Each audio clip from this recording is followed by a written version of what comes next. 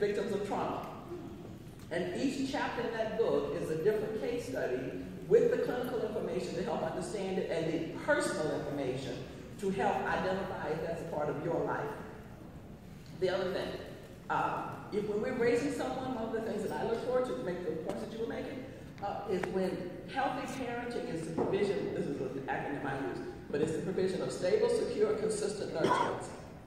And in that space, children can be safe, and they can feel attached, and they can grow into healthy beings where they have stable, secure, consistent nurturance. When they go into the school system, you can recognize the kids who have stable, secure, consistent nurturance because they're the ones who are not afraid. They play safely.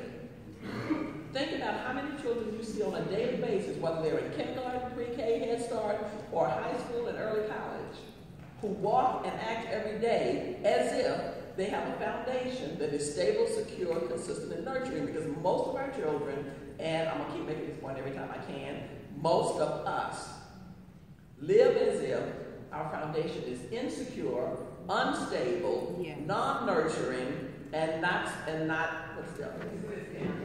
inconsistent. Thank you. Y'all listening? Got it. Y'all listening? Okay.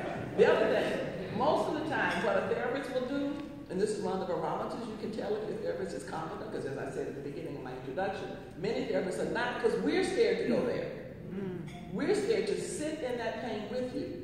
If your therapist becomes a container for your tears, that's the one place you can go, and as soon as that door shuts and that time starts, you are free to open your soul and purge it out like you're vomiting. And that therapist can simply hold those tears with you and for you. We don't have to have magic words. We have to do what you hear us saying. Listen. And let it be safe for your heart to open.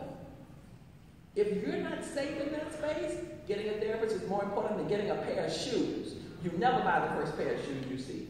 You never buy the first pair of shoes you try on. And if you've been wearing them for a minute and they start to hurt, you either take those shoes back or you go get another pair. Picking a therapist is way more important than that. I've had therapy of my own for 10 years. If I don't know what it's like to sit in that patient chair, it's not likely I'm going to be able to do the job you need for me to do to hold you. Bingo. While I go into your soul to get the pain. Some of us had dinner last night. Is this it?